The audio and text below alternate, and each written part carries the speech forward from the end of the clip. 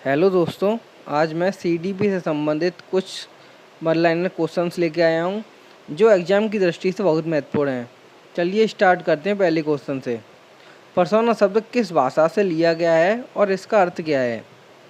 जब हम पर्सोना शब्द की बात करें तो इसको लैटिन भाषा से लिया गया है और इसका जो अर्थ होता है वो अर्थ होता है मुखौटा। और हम नेक्स्ट पे चलते हैं। ऑलपोर्ट ने सील गुणों के कितने प्रकार बताए हैं? जब हम ऑलपोर्ट के सील गुणों के प्रकारों की बात करें तो उन्होंने 2 प्रकार के सील गुण बताए हैं, सामान्य सील गुण और दूसरा विशिष्ट सील गुण। विशिष्ट सील गुण में उन्होंने 3 बताए हैं, जिसमें पहला आता है प्रधान सील गुण, केंद्रीय सील गुण और गौड़ सील गुण। तो ऑलपोर्ट ने 2 प्रकार के सील गुणों के सिद्धांत बताए हैं। चलिए हम नेक्स्ट पे चलते हैं।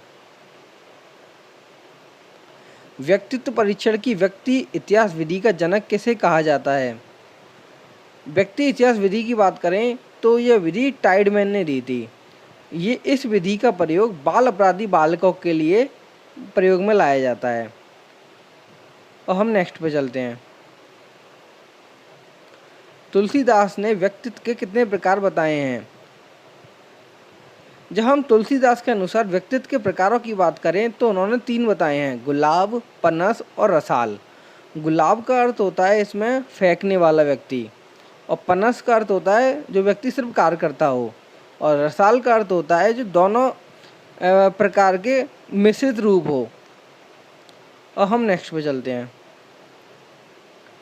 पहला शब्द साक्षर परीक्षण किसने बनाया?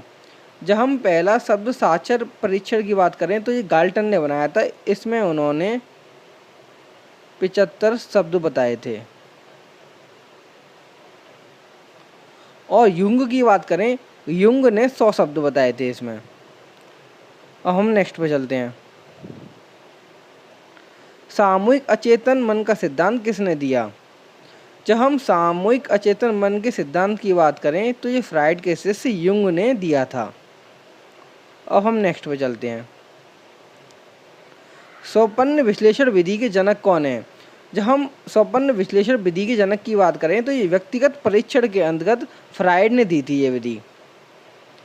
अब हम नेक्स्ट पे चलते हैं जो आज की अंतिम वन लाइनर है।